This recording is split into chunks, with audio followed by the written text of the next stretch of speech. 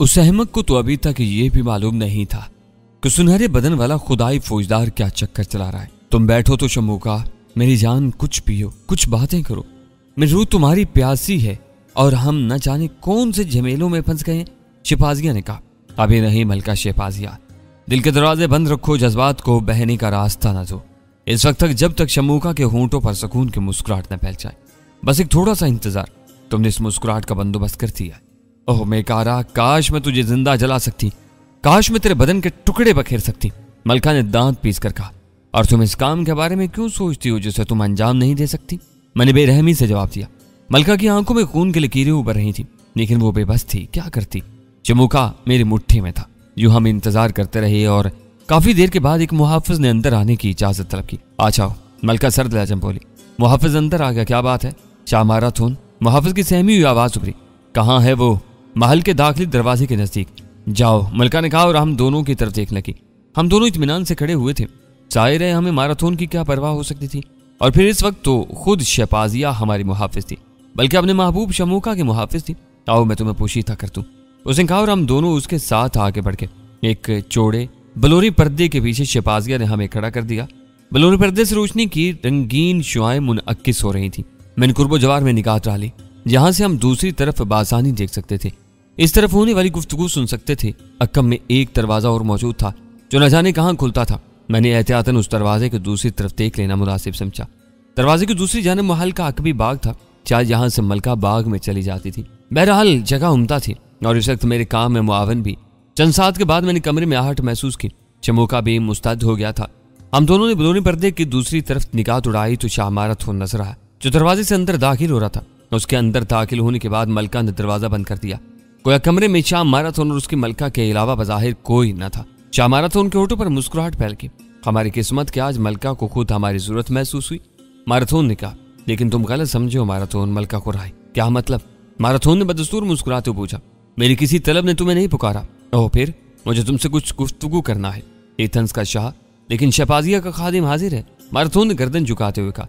और ये गुफ्तगू शमूका से मुतल्लिक है, मलका बोली। ओह, माराथन संजीदा हो गया। क्या ख्याल है? मलका मुस्कुराई। संजीदा गुफ्तगू है, मैं मुंतजिर हूँ, माराथन ने जवाब दिया। क्या तुम जानते हो माराथन के शमूका ने एथन में बगावत क्यों की? एथन का बच्चा बच्चा जानता है, शाह ने जवाब दिया। मेरा ख्याल है नहीं। क्या मतलब? शाह हैरत से बोला। तुम कहोगे कि शमूका के अजदाद बागी थे और एथन्स के खिलाफ हमेशा बरसे पेकार रहे, लेकिन मेरा ख्याल है शमूका अपने अजदाद की पैरवी नहीं कर रहा। बात अब भी मेरी समझ में नहीं आई। हालांकि आसान है। एथन के लोग शाह माराथन के तर्ज हुकूमत से खुश नहीं है और इन्होंने इससे निजात हासिल करने का फैसला कर लिया है और यही फैसला इन्हें शमूका तक ले गया है और शायद यही फैसला शमूका को शहबाजिया तक ले आया है। क्या मतलब? माराथन उछल पड़ा। तुमने मुझे शमूका को गिरफ्तार करने के लिए केकास की पहाड़ियों की तरफ भेजा था। हाँ, फिर मेरी नाकामी पर भी गौर किया था? मलका ने पूछा। हाँ, शमूका इतनी आसान चीज नहीं थी, लेकिन मेरी नाकामी की वजह कुछ और थी, मलका ने कहा। वो क्या? मैं शमूका से मुत्तफिक हो गई थी। क्या मतलब? माराथन उछल पड़ा। हाय, तूने इसे मेरी आंख से नहीं देखा माराथन, मलका एक सिसकारी लेकर बोली। ओह, तो गोया तू? हाँ, मैं इस पर हजारों जान से आशिक हो गई थी, मलका बेरहमी से बोली। और तू मेरे सामने इसका इकरार कर रही है? हाँ माराथन मेरी जान, मैंने कौन सी बात तुमसे छुपाई है आज तक? तो क्या तू शमूका को गिरफ्तार कर सकती थी बासानी, और तूने उसे इसलिए गिरफ्तार नहीं किया कि तू उसे पसंद करने लगी थी? शाह माराथन का चेहरा गुस्से से सुर्ख हो गया। हाँ, सिर्फ इसीलिए। और अब तूने इसीलिए मुझे यहाँ बुलाया है कि अपने इस नए मिशन की इतला दे सके? नहीं, मलका ने मुस्कुराते हुए कहा। फिर किस लिए बुलाया? मेरे महबूब की तलब कुछ और है। क्या? माराथन ने पूछा। कैसी तलब? वही जो तेरी थी। तू भी तो शमूका की मौत का ख्वाहिशमंद था और अब शमूका तेरी मौत का ख्वाहिशमंद है, और इस वक्त मैं तेरी मुआवन थी और अब शमूका की। शायद तेरे ज़हन में फतूर है शहबाजिया। माराथन के चेहरे पर अजीब से तासुरात थे। खूनखार शहबाजिया से किसी बात की बात न थी। वो इससे खौफजदा भी था और उसे शहबाजिया पर शदीद गुस्सा भी आ रहा था। लेकिन माराथन, बिलाकर मैं तेरी बीवी हूँ, तुझे चाहती हूँ। मेरी बेशुमार रातें तेरी गर्म आगोश से वाबस्ता रही हैं और मैं इन रातों को भुला नहीं सकती। मेरे खंवारे बदन ने सबसे पहले तेरा लम्स महसूस किया था। अगर वो लम्स मेरे ज़हन में इस वक्त भी जाग उठे तो शायद मैं तेरे लिए सारी दुनिया को जहन्नुम में डालने पर आमादा हो जाऊं। शहबाजिया की आंखों से मोहब्बत के सूते फूटने लगे। उसके दोनों हाथ प्यार की तलब में फैल गए और माराथन का सर चकरा गया। पल पल में बदल जाने वाली औरत से कोई बात नहीं थी। सच तो ये है कि माराथन खुद अभी तक उसकी शख्सियत को नहीं पहचान सका था। शहबाजिया के फैले हुए हाथ उसके कदमों की जुम्बश बन गए और उसने आगे बढ़कर शहबाजिया को आगोश में ले लिया। इसकी ज़हनी कैफियत अजीब हो गई थी, लेकिन शहबाजिया के हाथों की ससराहट उसकी पुश्त पर नुमाया थी। इस अंदाज से शिपाजिया की मोहब्बत के जज्बात का एहसास होता था। लेकिन चंद ही लम्हात गुजरे थे क्या कि एक तेज लकीर उसके पहलू को चीरती हुई पूंछ तक पहुंच गई और उसके हल्क से एक दिलतोज कराह बुलंद हुई। ये शिपाजिया के हाथ में दबे हुए पतले से तेज धार जहर में बुझे हुए खंजर की आग थी। शिपाजिया एकदम पीछे हटकी। उसके होंठों पर एक लज्जत अंगेज मुस्कुराहट थी। माराथन, आह मेरे महबूब, शिपाजिया ने प्यार भरे अंदाज में कहा और खंजर का दूसरा वार माराथन के पहलू पर किया। इस बार माराथन की चीख भी न निकल सकी। उसके दोनों हाथ जख्म से उछलते हुए खून को पकड़ने की नाकाम कोशिश कर रहे थे और वो इस अचानक नाजल हो जाने वाली मौत पर हैरान था। शिपाजिया ने पीछे हटकर खंजर के कई जख्म उसके जिस्म पर लगाए और माराथन जमीन पर गिर पड़ा। तब शिपाजिया ने खंजर एक तरफ टाल दिया और घुटनों के बल माराथन के करीब बैठ गई। मेरी जान, मेरी रूह, वो इसके बालों में उंगलियां फेरती हुई बोली, क्या तुम मुझे अपने होंठों का आखिरी बोसा भी ना दोगे? मेरे लिए बेहद कीमती है ये, क्योंकि मेरे कंवारे बदन ने, मेरी तिश्ना होंठों ने सबसे पहली बार इन्हीं होंठों का लम्स महसूस किया था। उसने झुककर माराथन के होंठों का बोसा लिया और उसकी फटी हुई आंखें बंद कर दी। बलोरी पर्दे के पीछे से शमोका आंखें फाड़े इसे जीवो गरीब औरत को देख रहा था। मैंने मुस्कुराकर उसके कंधे पर हाथ रख दिया और वो चौंक पड़ा। मुबारक हो शमोका, तुम्हारा दुश्मन खत्म हो गया। लेकिन ये औरत हाँ, औरत दुनिया की सबसे अजीब चीज है, सबसे अजीब चीज। तुमने सिर्फ एक औरत देखी है मेरे दोस्त, मैं सदियों से इसे देखता आया हूं और यकीन करो, सदियां, तवील जिंदगी की हासिल सदियां, जिन्होंने फितरत का एक एक राज मेरी निगाहों के सामने और यहाँ कर दिया है। लेकिन मैं एतराफ करता हूँ कि सदियों तक मैं खुद को, औरत को मुकम्मल तौर पर समझ पाने का अहल नहीं समझता। देवता पनाह में रखे। तुम रुको, मैं अभी आता हूँ। मैं अकबी दरवाजे की तरफ बढ़ता हुआ बोला। माराथन के आने के बाद मेरे दोस्त फरगौस ने मेरी हदायत पर अमल किया होगा, जिसका नतीजा देखना चाहता था और बिलाशुबा फरगौस ने हस्बे हदायत काम किया था। वो सही वक्त पर इस जगह पहुंचा था जहां मैंने उसे बुलाया था। यमराज अपने चंद लोगों के साथ फरगौस के पास हैरान और परेशान खड़ा था। मुझे देखकर फरगौस के चेहरे पर अजीब से तासुरात फैल गए थे। देखा मेरा दोस्त मेकारा यकीनन कोई अहम खबर लाया। फरगौस ने यमराज से कहा, लेकिन ये खबर क्या है? यमराज दांत पीस कर बोला, तो मुझे इतनी देर से बेवकूफ बना रहे हो? आह मेरे दोस्त यमराज, जो इतला मुझ तक पहुंची है, जो खबर मैंने सुनी है, अगर सही ना हुई तो खुद मेरी जिंदगी मौत के शिकंजे में जकड़ जाएगी। सालिम शिपाजिया मुझे कहाँ जिंदा छोड़ेगी? शिपाजिया? क्या मतलब? मलका शिपाजिया? यमराज ने ताज्जुब से पूछा। खा मलका शिपाजिया, तुम क्यों नहीं बोलते मेरे दोस्त? फरगौस मेरी तरफ देखकर बोला। हमारा शुबा दुरुस्त निकला, हमारा अंदाजा दुरुस्त निकला। उसने वो कर दिया जिस पर पूरा एथन रोएगा। तो क्या तुमने अपनी आंखों से देखा? हाँ, और वह रूह फरसा मंजर मुझसे न देखा क्या? मैं भाग आया। तुम लोग दीवाने मालूम होते हो। मैं तुम दोनों को सिपाहियों के जरिए पकड़वा कर बंद करा दूंगा और इस बकवास पर तुम्हारी खाल खिंचवा दूंगा। यमराज गुस्से से बोला। यमराज मेरे दोस्त, अगर मेकारा का कहना दुरुस्त है तो जालिम शिपाजिया ने माराथन को कत्ल कर दिया, फरगौस ने कहा। यमराज इतनी जोर से उछला कि गिरते गिरते बचा। क्या बकवास कर रहे हो? क्या बकते हो तुम बेवकूफ इंसान हो? ये कैसी बात कही तुमने? क्या तुम्हें एहसास है कि तुम क्या कह रहे हो? क्या तुम नहीं जानते कि इस बेतुकी इतला पर तुम्हारी जिंदगी मुख्तसर तरीन हो सकती है? सब कुछ जानता हूँ, इसीलिए तुझसे वो कहने में गुरेज कर रहा था जिसने तुझे हैरानी की तारीखों में धकेल दिया। ए तुम बताओ क्या बात है? उसने मुझे मुखातिब किया। शिपाजिया ने ज़हर में बुझा हुआ एक खंजर माराथन के जिस्म में जगह जगह दाखिल किया और माराथन ने जमीन पर गिरकर दम तोड़ दिया। क्या बकते हो बेवकूफो गधो? यमराज ने फरगौस को धक्का दिया और शिपाजिया के कमरे की तरफ तोड़ा। दरवाजे पर लात मारी और अंदर घुस गया। फिर मैंने और उसके साथियों ने, जो उसके पीछे दौड़ते हुए शिपाजिया के कमरे तक पहुंचे थे, यमराज की एक दिलदोज चीख सुनी। आका माराथन, मलका शिपाजिया, खूनी नागिन, ये क्या किया तूने? मेरे आका, मेरी आका! यमराज की धारें गूंज रही थी। यमराज के पीछे दाखिल होने वाला दूसरा फर्द मैं था और मैंने ये तेज रफ्तारी सिर्फ इसलिए दिखाई थी कि मैं अंदर शमोका को तलाश करना चाहता था। लेकिन यह देखकर मुझे सुकून हुआ कि शमोका वहां मौजूद नहीं था। साहिरा वो इतने अहमियत तो था नहीं कि मैं एक तरफ खड़ा हो गया। यमराज के साथी और फरगोस भी मेरे बराबर आ खड़े हुए थे।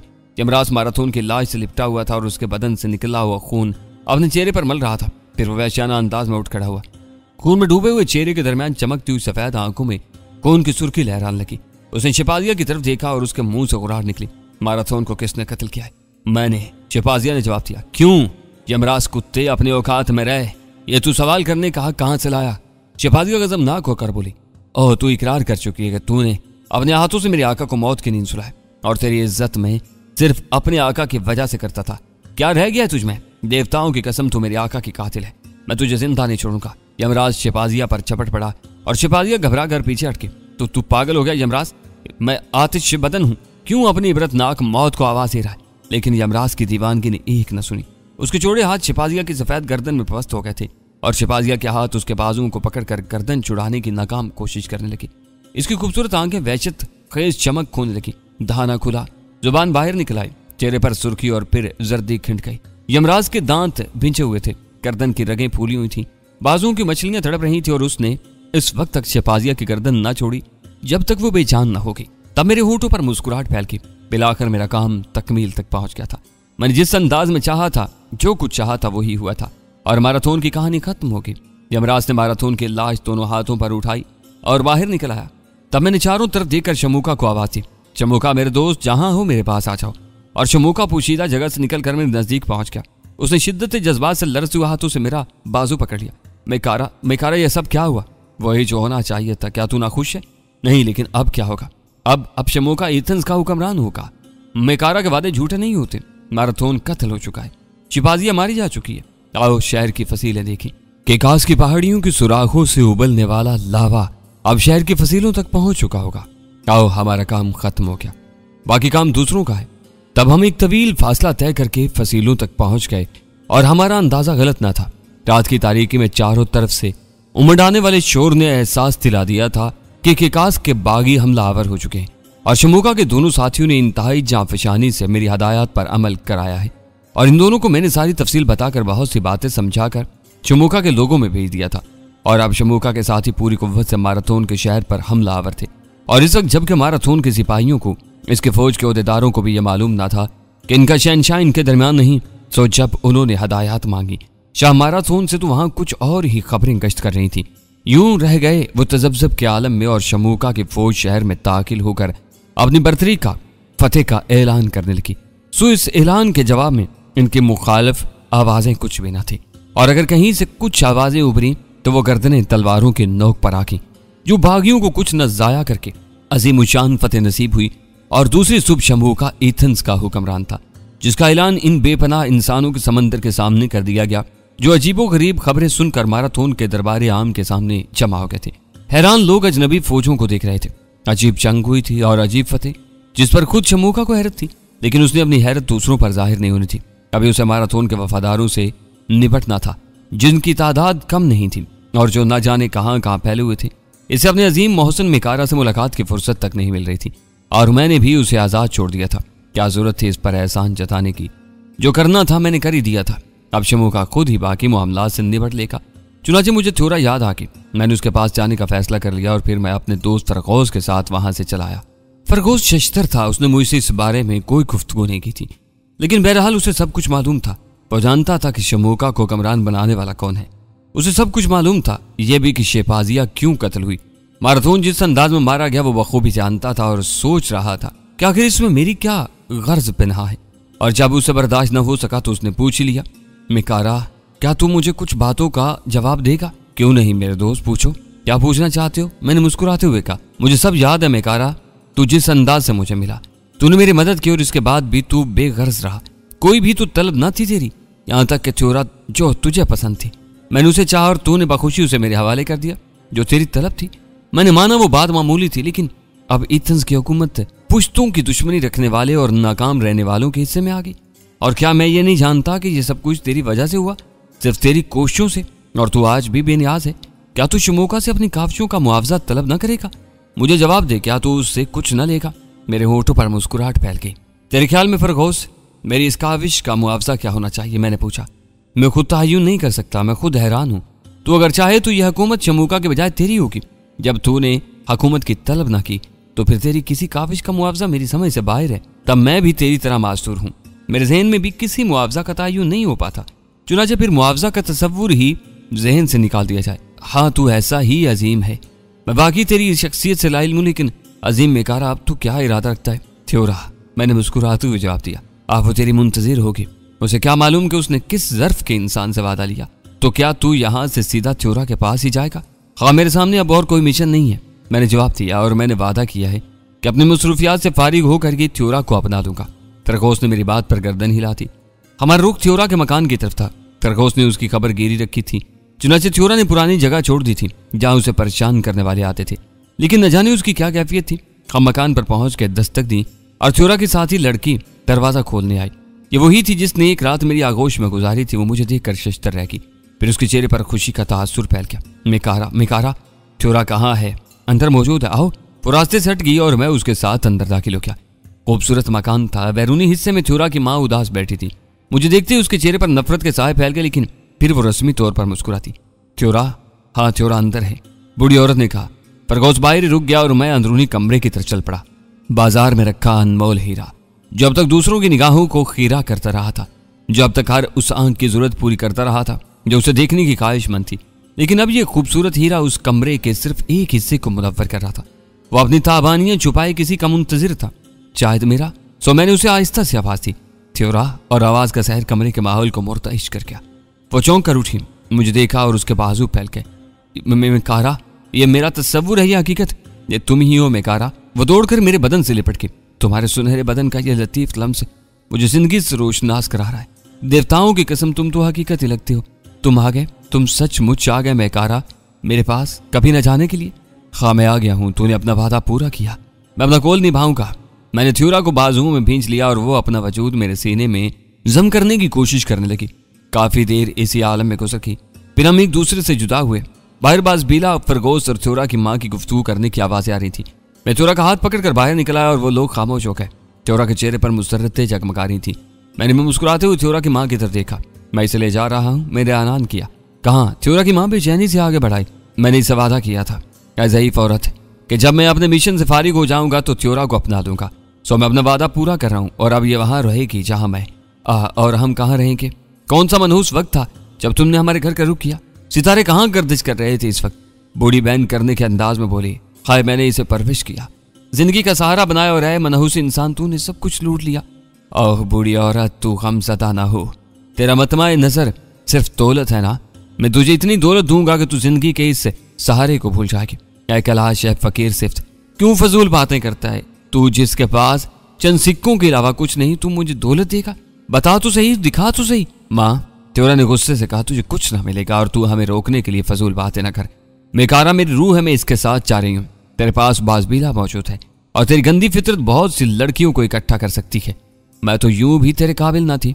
मुझे भूल जा और ऐसी बातें करना छोड़ दे कि जब भी तेरा तस्वुर मेरे ज़हन में आए मेरा मुंह नफरत से सुकर जाए।